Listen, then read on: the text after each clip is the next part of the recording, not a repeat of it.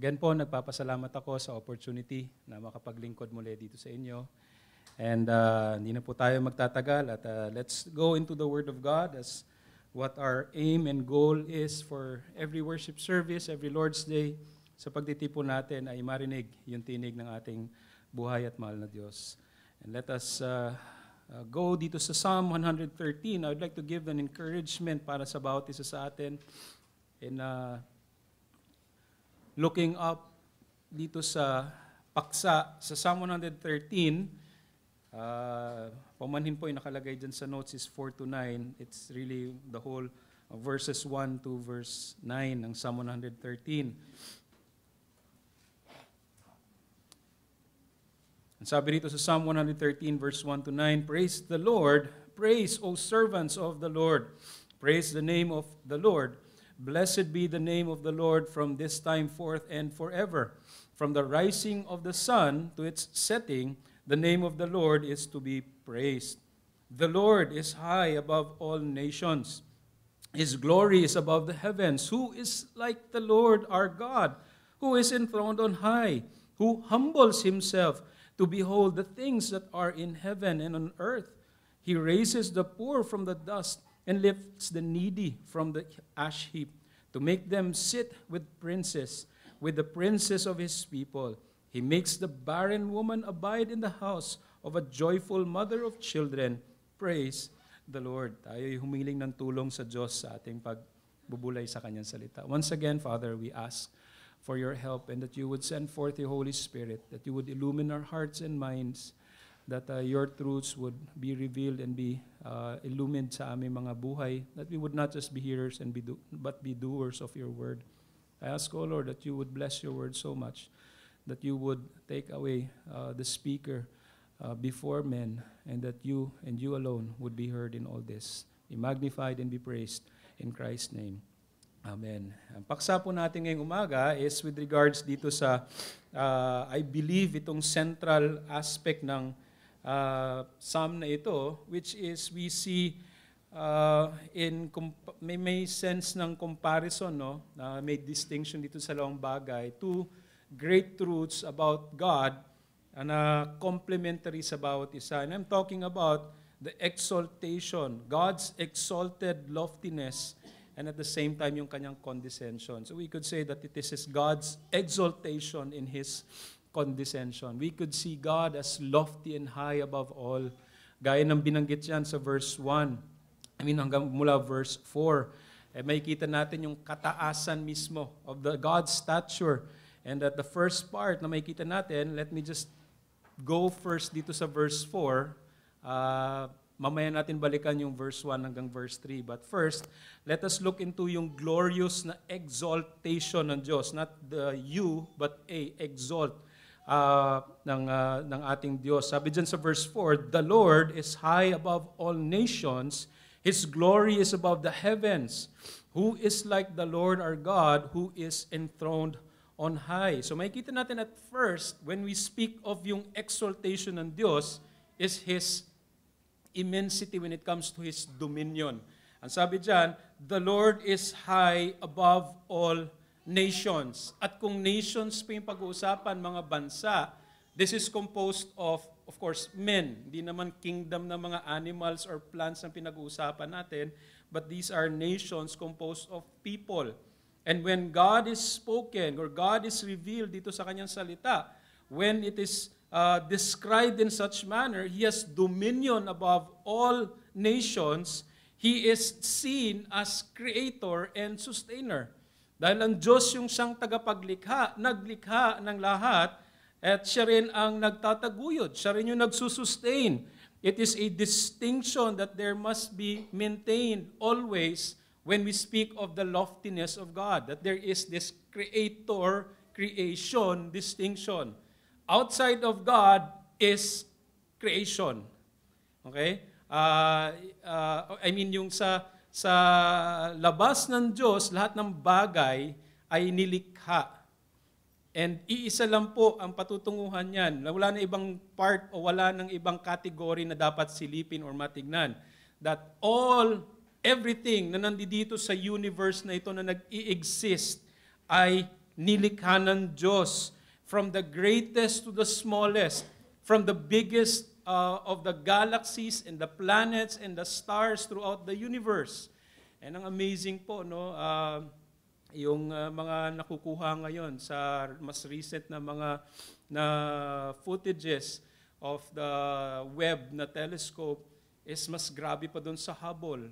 Na kung dati manghang-mangha tayo doon sa mga captured images of the Hubble telescope, ngayon po yung sa Webb na images is grabe, yung immensity ng universe and the galaxies. And if you are a Christian, ang una mong iisipin yung Diyos. Kung gaano ito ka-immense. And not just that, but yung immensity ng galaxies and heavenly bodies ang pinag-uusapan, all the way to the smallest of microbes and molecules, saklaw ng nilikha ng Diyos.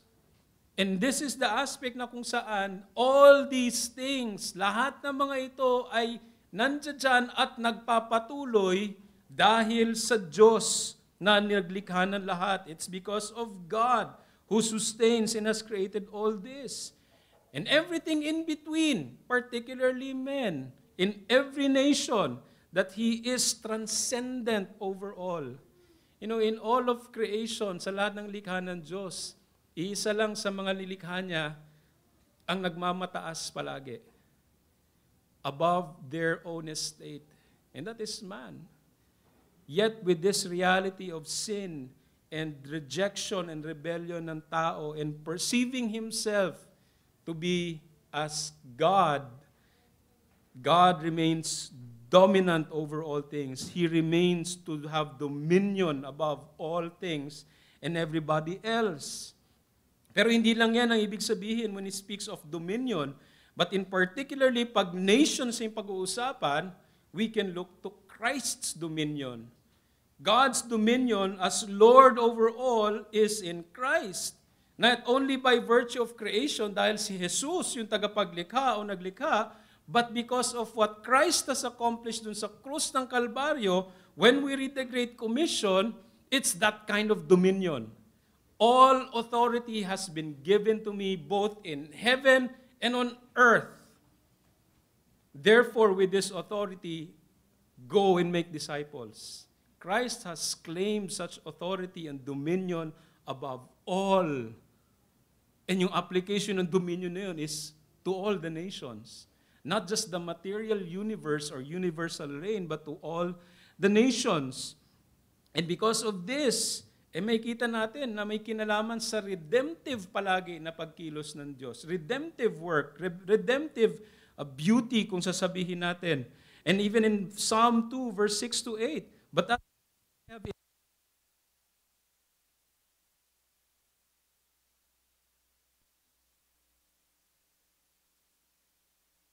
of the Lord. He said to me, "You are my son, today I have begotten you. Ask of me, and I will surely give the nations as your inheritance, and every ends of the earth as your possession." That's what? That's a messianic psalm from Psalm 2 pa lang. As the world mocks in derision of who God is, God in the heavens sits and laughs. You know what yung judgment niya? Or what form of judgment, but yung form ng kanyang response doon? I'll give you my son. Kiss the son. Bow to the son. And to the son I have begotten you. And ask me and surely give the nations for your inheritance. So makita natin yung dominion ng Diyos. Yes, in this psalm, pag binasa natin in its context, by the psalmist is that he proclaims yung glory ng Diyos.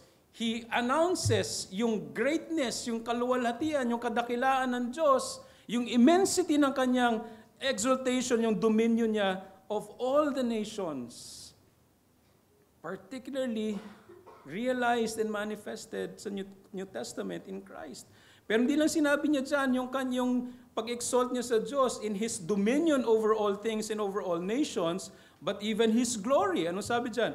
The Lord is high above all nations. His glory is above the heavens. As remember, this is a psalm of a Hebrew psalmist. Kaya pag sinabi niyang high above all the nations, you can just imagine nung time nila that there are other nations perhaps naging mas makapangyarihan na sa kanila. Isn't that their case nung pagkatapos sila lumabas sa Ehipto? Na kung saan bago sila pumasok ng Canaan, ano yung report na narinig nila? We are as grasshoppers in their eyes. We're tiny, we're insignificant. Parang wala kaming kwenta. Malalaking tao to, malalaking bansa ito. And here comes this psalm reminding them that Yahweh, the Lord, the God that they worship and serve, is high above all these nations. It would take a harlot to remind them of this. In the name of Rahab, we have heard that God is with you and how and what you did sa mga bansang ito when you came here. His dominion over all, but His glory is above all. Not only yung dominion niya is supreme, but also yung honor ng Diyos, yung value niya mismo. It is incomparably exceeding. Hindi pwedeng ipagtabi or pwedeng magkaroon ng parallel sa kanyang kaluwalhatian. Sabi nga dyan, it's not only yung value niya, yung worth ng Diyos is incomparable to what is in heaven below. All of creation, when we speak of that, lahat na nasa ibaba ng Diyos is creation or created. And He is more glorious than that. But pag binasa natin to, it's not just speaking of what is below what is in heaven or in the material heaven, yung mga skies and heavenly bodies, but it is denoting the wholeness of creation. Both heaven and earth, yung glory ng Diyos, it fills them. It occupies them. It permeates every nook and cranny ng kanyang created order. But not only that, we could see sa language that the Lord is, this glory is above the heavens. Hindi niya sinabing below the heavens. What is above the material heaven and earth is what we have is God's abode. And what do we have there? Mighty and glorious angels and the glorified ones. And His glory surpasses them. Wala po tayong ribulto ng San Miguel dito. Hindi yung alak, pero yung anghel. Angels are being deified as glorious and all. Yes, they're glorious creatures. Even yung mga tao na niligtas ng Diyos na sumakabilang buhay na, so to speak, that they have graduated, that they have already received such state, bagaman hindi pa tapos at kumpleto, they are glorious. Not yet glorified in that sense completely, but they're in a more glorious state than us na mga manampalataya dito. They behold Christ. Di ba kayo naiinggit doon mga kapatid? That's a comfort. I lost my father recently. Some of you have also loved ones. And the joy and comfort to balance it off is that they see Christ. Mukha sa mukha.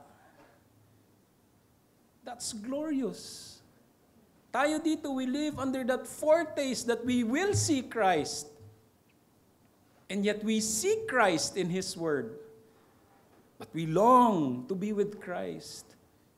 Kaya nga yung kalagayan ng mga kapatid natin na nauna na sa atin, in that state, is glorious. And yet, the glory of Christ, the glory of God surpasses that which is above the heavens. That which is in the heavens mismo. Pero hindi lang yun na makikita natin. He is also unrivaled and unparalleled. That's the glorious exaltation of God. The Lord, Yahweh, is high above all nations. His glory is above the heavens. Who is like the Lord, our God, who is enthroned on high? Wala siya. It's a form of rhetorical question. Sino ang katulad sa ating Diyos? Sino ang katulad kay Yahweh na siyang sinasamba natin? Because of these truths, He is unrivaled and unparalleled. Wala tayong pwedeng ipamantay sa Kanya. When it comes to dominion, when it comes to glory, in everything that is created, it's not just per se below Him. Though throughout history, we see yung rebellion ng tao sa pag-a-assert natin sa pagiging mataas as if we have dominion. We defy God and challenge such rightful dominion ng Diyos. Sa garden pa lang. You will be like God. Your eyes will be opened. That's a temptation to have a parallel dominion. And it came from someone na ganun nga yung hangarin. Despite this, despite Satan, despite the fall, God remains unmoved sa kanyang tronong kinaluluklukan. He hasn't yielded an inch of His dominion nor His glory sa kanyang mga nilikha. Mga kapatid, that's a comfort as we think about all this chaos na nandito sa mundo ngayon. Itong mga political clamors na meron tayo dito sa ibang bansa, and all these wars, all these calamities, all this death. That's why it brings sorrow and sadness and even anxiety sa atin minsan.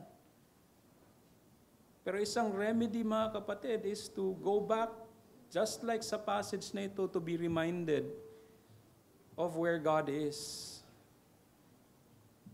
Makikita natin yung atrocities ng tao sa kapwa niya tao. Sabi natin, anong klaseng kahayupan at kademonyohan ito?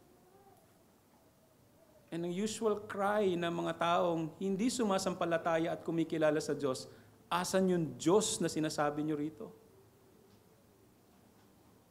And sometimes as Christians would also fall dun sa intimidation na yun and say, o nga, ano? And yet we're reminded by this psalm of who God is sa kanyang dominion, sa kanyang glory, sa kanyang unparalleled reign.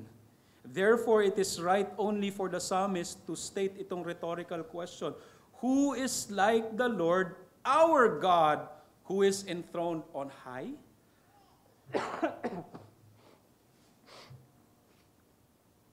Itong loftiness na ito na pinapahiwatig ng psalmist na ito serves as that backdrop ngayon sa isasaad niyang kabilang truth. Yung glorious exaltation niya kung sino yung Diyos, para siyang painter na kanyang canvas ay nilalatag niya na. This is the vastness of God. This is the immensity of God. Ito yung kataasan at kadakilaan ng Diyos. And yet at the same time, here is God's glorious condescension. Sa kalagitnaan ng kanyang kataasan, purihin natin ang Diyos dahil sa kataasan na yon, hindi siya yung kataasan ng tulad nung sa atin pag nagmamataas. In our carnal state, kung tayo'y magmataas, we become harsh. Even as Christians. But God, thankfully, is not like men. Sa pagpapakita niya ng mercy. Ano isa sa mga hinaing ni David or sa isang tugon ni David, in paraphrasing lang, is that he would rather have God's dealing in mercy than man's dealing of mercy. Because he knows God is utterly merciful. Kaya dito may kita yung condescension ng Diyos from verse 6 or from verse 5 to 9 na binasa natin kanina. Sabi rito, who is like the Lord our God who is enthroned on high? Verse 6, who humbles himself to behold the things that are in heaven and in earth. This is still part ng rhetorical question. Who is like the Lord our God, who is enthroned on high? Meron bang katulad sa ating Diyos na nakaupo sa kanyang trono sa kataas-taasan? Is there anyone like Him? Of course, the answer is no one. There is none. And kadugtong nun, who is like the Lord our God, who humbles Himself? In the midst of this loftiness, who is like unto God, who humbles? And ang answer po ulit doon, mga kapatid, none. And that should garner and generate praise and thanksgiving at allegiance sa atin ng mga nakakilala sa Kanya. As part of that rhetorical question, yung inquiry of comparison is with reference not only to His unrivaled supreme dominion over all, but despite such loftiness, He showed condescension. He is unrivaled sa kanyang condescension. Pagpapakumbaba, pag-abot sa mas nakakababa, He abased Himself. Hindi niya hinintay na yung tao aabot sa Kanya, yung nilikha niya. Because it's impossible. But God condescended. Ang term na ginamit dyan is that He gazed at the things that are in heaven and in earth. Who is like to Him na ganun kumilos kahit sa kanilang stature? And again, we look to our politicians, we look to our kings and princes, ika nga, in their lofty state. Do they really know and have that genuine concern to those who are below? This is not a political message, but this is a comparison of this, of the heart of God. He abased Himself to gaze down upon His throne, from His throne, with caring eyes. Not pretentious eyes. Wala siyang kailangan ikampanya sa sarili niya para papugiin yung sarili niya. You know why? Because itong kanyang aabutin at inaabot ay hindi karapat-dapat. Hindi mga entitled to mga ito. In fact, kaaway niya ito. His gaze emanates from the highest post, His throne, and towards creation. Nothing escapes yung gaze na ito ng Diyos. What is in heaven and on earth.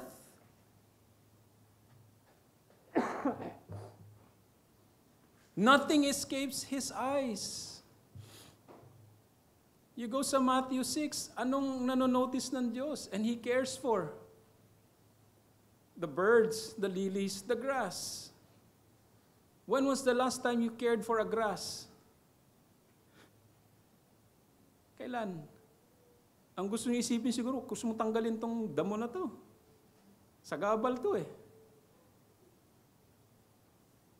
That just speaks of God's care for His creation. Mga kapatid, what does Matthew 6 even tell us? Aren't you more than these things?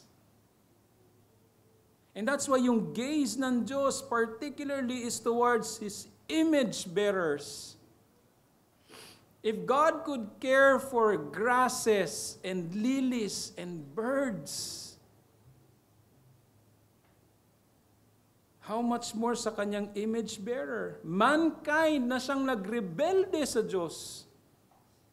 Mankind na nagre-reject sa Diyos, lumalaban sa Diyos in their sin. Mankind who is deserving ng kanyang puot, not His goodness.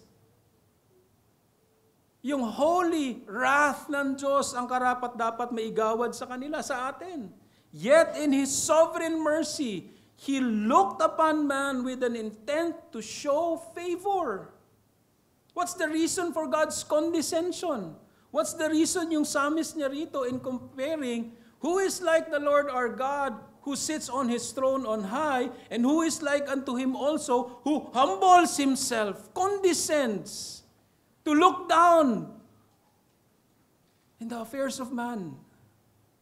And that's why in Psalm 8:3, where or when I consider your heavens, the work of your fingers, the moon, the stars, which you have ordained, what is man that you take thought of him, and the Son of Man that you care for him?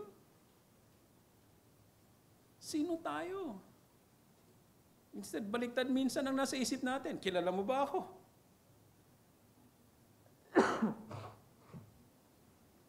While all the dealings of God towards mankind, especially common grace, is indeed gracious na condescension ng Diyos. Sa mga kaibigan natin dito, sa mga hindi pa mananampalataya, ulitin ko, that life of yours right now is a gracious condescension ng Diyos. Wala kang pwedeng ipagmayabang sa Kanya kahit gamitin mo yung hininga mo para magmayabang sa Kanya.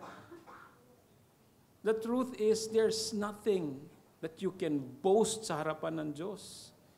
There's nothing na pwede mong sabihin at gawin to earn yung favor ng Diyos, that He would look down sa iyo and give you life sa araw na ito. That's a mercy from God. That's a condescension from the high and lofty God. Narinig niyo sa prayer kanina, God could have killed us in our sleep. Not murder sinfully, but God could have just not allowed air to come in sa ating mga hininga, sa ating mga baga.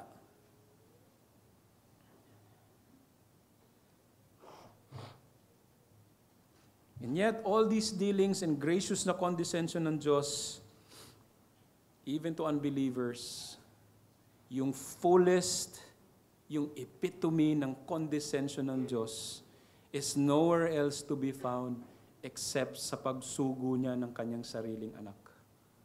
In the sending of His Son, His only begotten Son, to live that perfect life and to die that perfect sacrifice. For what? John 1:21 or Matthew 1:21, that He may save His people from their sins. That's the great condescension. God did not just speak of love. For God so loved the world that He said, I love you. No, that He gave His only begotten Son, na kung sino man yung manampalataya sa Kanya, ay magkakaroon ng buhay na walang hanggan. Mapapatawad sa kanilang kasalanan, kahit gaano pa kalalim at layo ang iyong pagtalikod sa Diyos. God did not just speak all this, but He showed love by condescending Himself.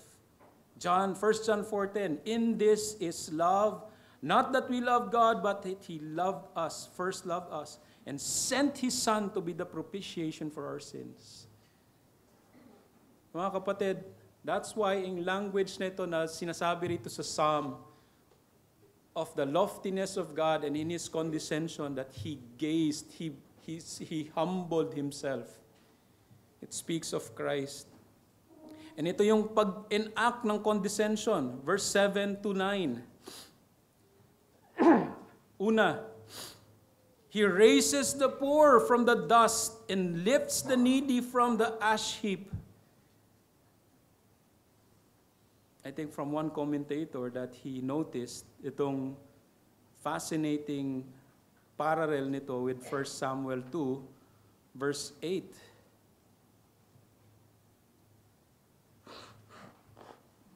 This is Hannah, nabaog, nabarren. Hindi kami nag-usap ni Brother Alvin kanina, but when I heard yung scripture reading was that perfection. He raises the poor from the dust. He lifts the needy from the ash heap to make them sit with nobles and inherit a seat of honor. For the pillars of the earth are the Lord's, and He set the world on them. Yan po yung exaltation with the U ni Hannah and God's answer to her prayer. Nakita niyo, somewhat relevant or kapareho nito. He raises the poor from the dust and lifts the needy from the ash heap. Make them to sit with princes, with the princes of His people. Hannah exalted God amidst yung kanyang anguish that it turned into an outburst ng joy. Hindi lang dahil natugunan yung desire niya na magkaroon lang ng anak. It's more than that. Because her soul was crushed. At hindi lang ito natugunan dahil nagkaanak siya. But because of that barrenness, ano yung dala ng barrenness na yon? Her soul was crushed, even in her own household. Kaya gano'n na lang yung pagtaas ng papuri ni Hannah of joy in exalting God's mercy and favor toward her. In this case, sa Psalm, he exalts, he lifts up the lowly. This high and lofty God condescends by lifting up the lowly, the weak, the poor. Bagaman, siyempre, may physical aspect, attribution ito, na kung saan that they are, yung kalagayan nila, they are like dust, they are frail like dust. Yung mga needy na mga beggars, na nakaupo sa ash heap, sa mga basura, sa rubbish, or even sa word na ginamit dyan, dunghill. Nasa mga detestable na mga mababaho silang lugar. Physically speaking, beggars and those who are afflicted. And then, here comes this alleviation. Now, kung physical aspect yung pag-iusapan, yung alleviation ng mga poor and needy at mga beggars is what? Ma-reinstate sila sa society. Maalis sila dun sa kalagayan na yon.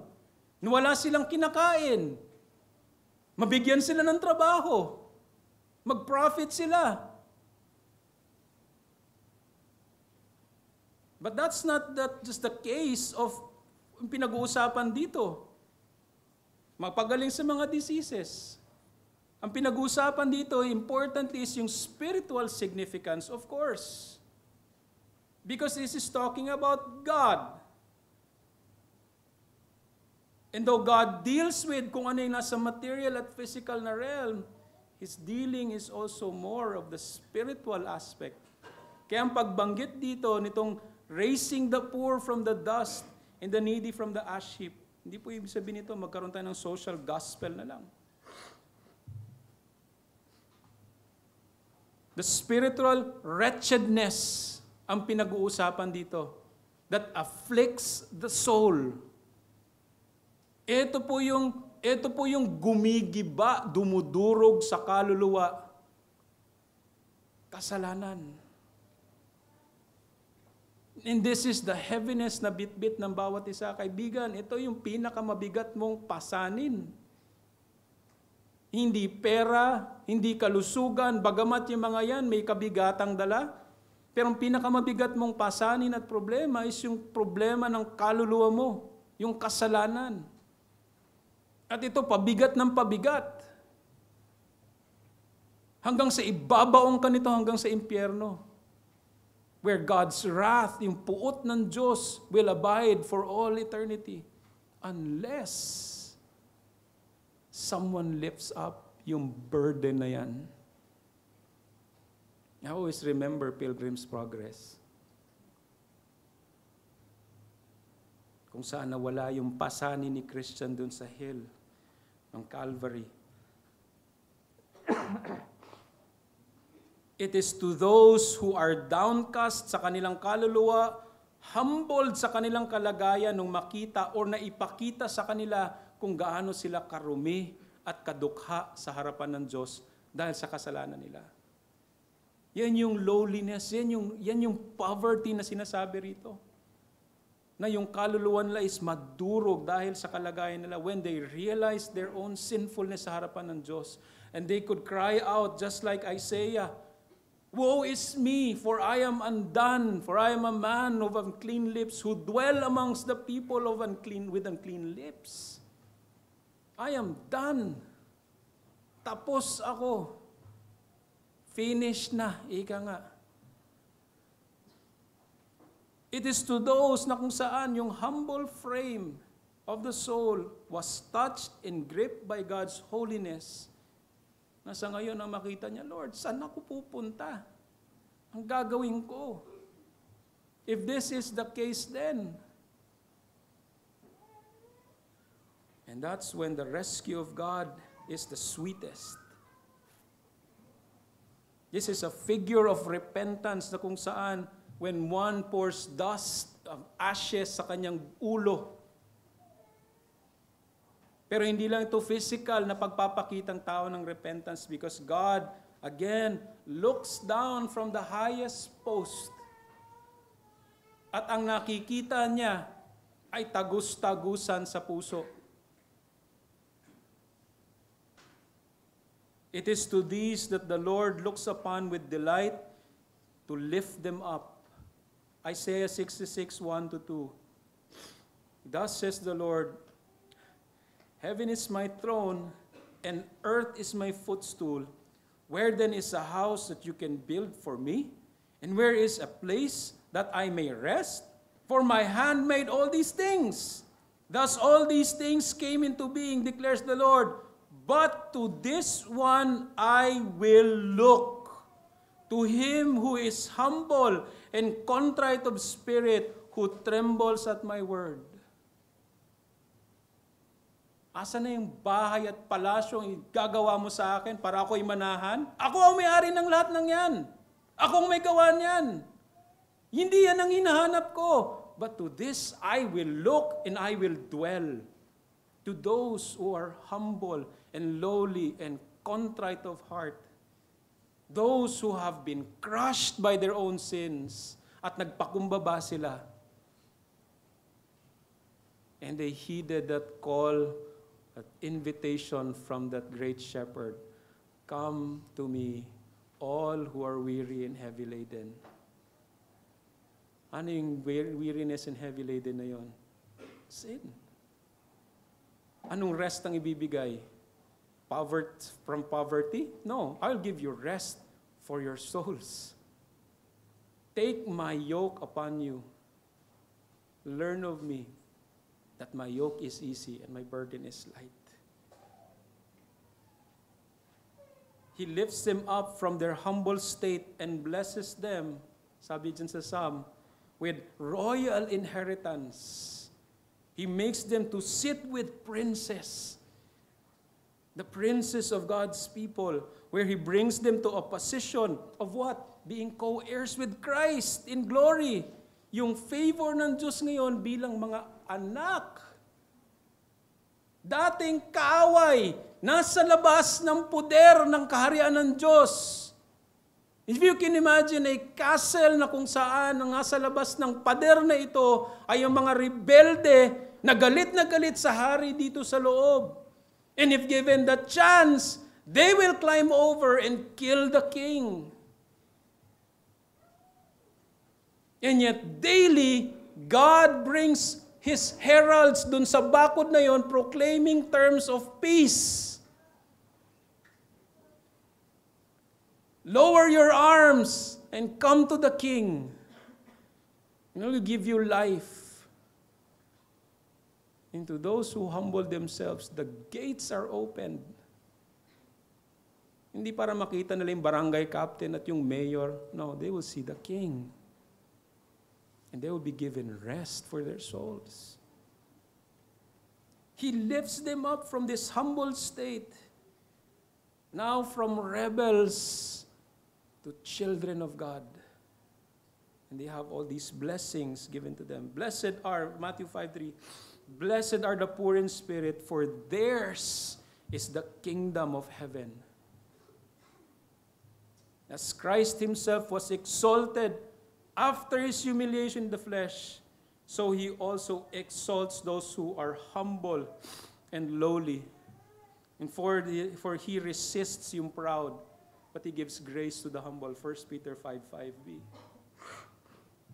But not only He lifts up the humble and lowly, pero makita natin dyan, He makes the barren woman abide in the house.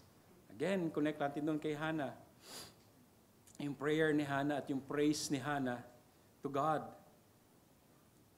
She somehow felt yung exclusion niya doon sa sariling pamamahay niya. Where her husband, Elkanah, makita niya walang favor sa kanya. And God's favor to Hannah in all this restored such state and status. Hindi lang dahil nagkaanak siya, na-recover yung barrenness niya, na nagkaroon siya ng fruit ng kanyang womb. But because of that, she has this place of belongingness to have that identity in Elkanah's household. What was once barren has become fruitful. What is the spiritual significance itong kay Hannah? As Israel was brought forth by a nation, as a nation, by virtue of God's promises, yung dealings ng Diyos, yung physical na lineage kay Abraham hanggang doon sa barrenness ni Sarah, opening her womb for Isaac, and many other barren wombs na binuksan ng Diyos. Pero it transcends yung reality. Kasi nakita natin kanina sa scripture reading that the nation itself, not inside the nation, but how they are related to God is that kind of barrenness. That even those who are called people of God have been deemed barren and fruitless. And such was the judgment later on, because many years in the near future, that barrenness will be judged by God in the temple's destruction. Wala na eh. They want to stick with that kind of worship na kung saan, eto na yung fulfillment, dumating na. That motif of temple worship has already its fulfillment, it's already disappearing, pero ini-insist nila. And rightly, when Christ came, pronounced yung prophecy na ito. Not in merely the destruction of that temple, but alongside it, you destroy this temple and I will build it up in 3 days. That temple will be dust to the ground. This temple, I will raise it up in 3 days. And whoever is part of this, whether you are Jew or Gentile, you will no longer be barren. Just like this fig tree, who is Israel of old. But if you are in Christ, yung barrenness na pinag-uusapan dito, kasama tayo mga kapatid, mga Gentile dito. The nations who were once barren as being excluded from the commonwealth of Israel, now having the ability to produce spiritual offspring together with the nation of Israel, because there's no longer Israel as a nation, but one people of God, one Israel, the true Israel of God, have been included in God's people, belonging to God's household. Galatians 3, verse 6 to 9. Hosea 1:10. Yet the number of the sons of Israel will be like the sand of the sea, which cannot be measured. And in that place where it is said to them,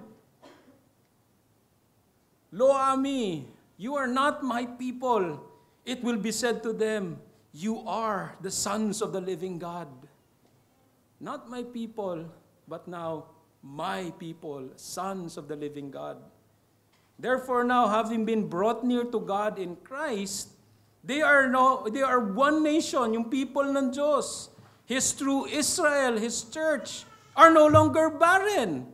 They take joy, gaya ng sabi dyan, as a mother of children. How? The same gospel proclamation of this pronounced king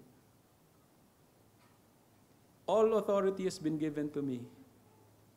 Go therefore and make disciples of every nation. All this by virtue of God's condescension. Kaya mga kapatid, pag nag-isip tayo ng Pasko, lalim-laliman naman natin. Laliman natin in this aspect. We could say that this is a Christmas message. This is God's condescension towards sinful men through Christ, His Son. Ephesians 2, verse 11 to 16, therefore remember that formerly you, the Gentiles in the flesh, were called uncircumcision by the so-called circumcision, which is performed in the flesh by human hands. Remember that you were at that time separate from Christ, excluded from Israel, strangers from the covenant of promise, having no hope without God in the world. But now in Christ Jesus, you who were formerly far off have been brought near in the blood of Christ. For He Himself is our peace, who made both groups into one, breaking down that barrier of dividing wall. And therefore, mga kapatid, we can say with that psalmist, that once barren woman, that once was barren, and now are made to sit with princes. God has made them who were lowly to be seated along with princes. And lastly, our third point dito. Ito na yung verse 1 hanggang verse 3. What is our response then to this? Verse 1 says, praise the Lord. Praise, O servants of the Lord. Praise the name of the Lord. Blessed be the name of the Lord from this time forth and forever. Walang humpay na pagpupuri at pagpupugay sa Diyos. The only proper response dito sa condescending love ng Diyos na ito in favor is never-ending praise.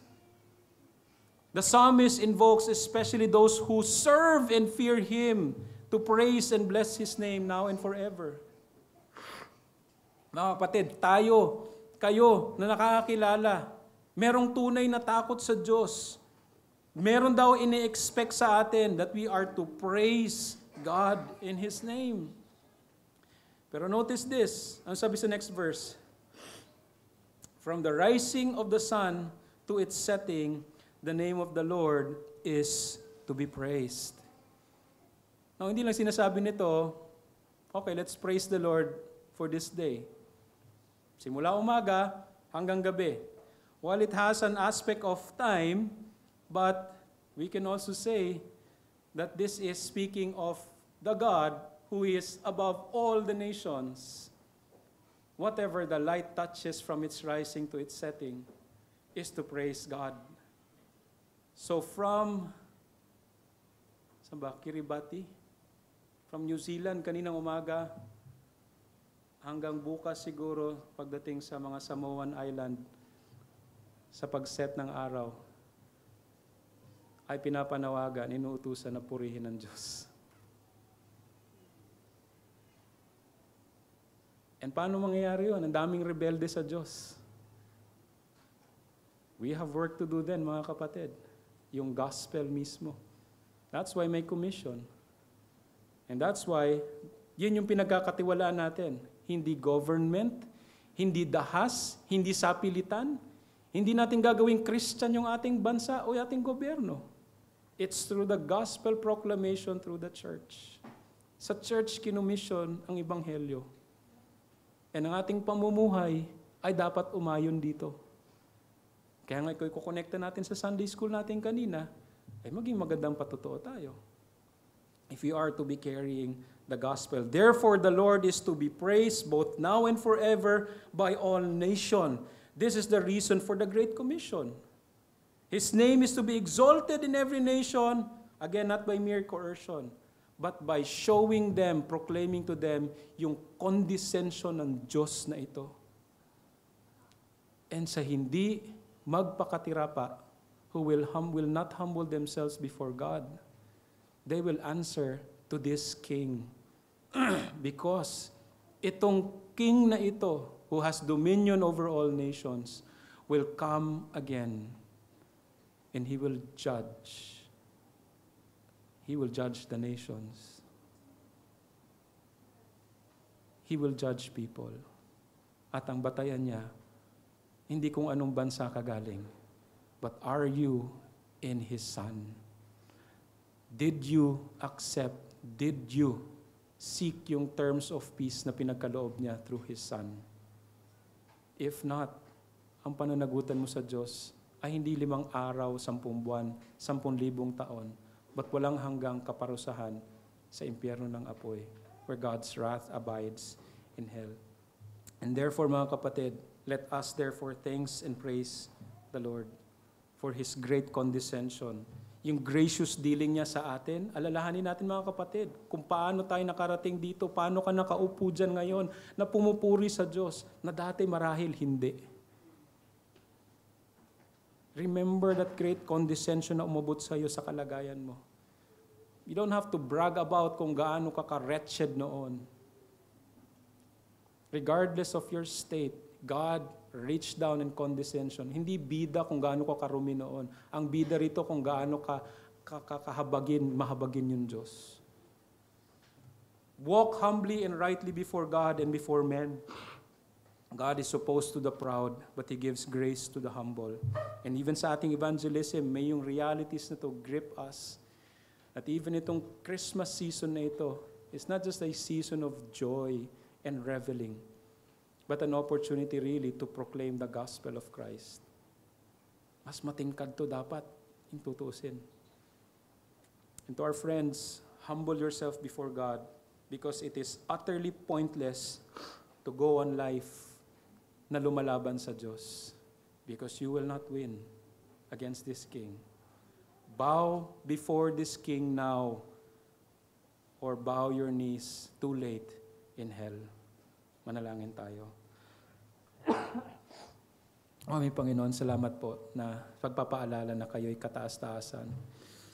But most of all, Lord, salamat sa paalaala in the midst of this lofty, in great, glorious might and dominion.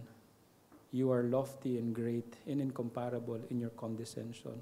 Salamat o Diyos sa pagsugo ninyo sa inyong anak na si Jesus, sa pagkatawang tao, so that He can identify with us, sinners, by bearing the sins of His people, dying on the cross, nang sa ganun magkaroon kami ng kapatawaran at katuwiran na nasa Kanya lamang. O aming Panginoon, gamitin niyo ito upang mapalakas, mapalinis pa ang aming mga puso at isipan nang sa ganun lumakad kami ng may kaayunan sa iyo.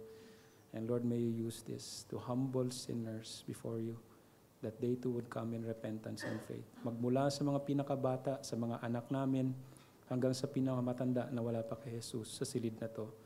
We beg for your mercy, O Lord, that you would grant it to them. May this day be a day of salvation indeed. In Christ's name, amen.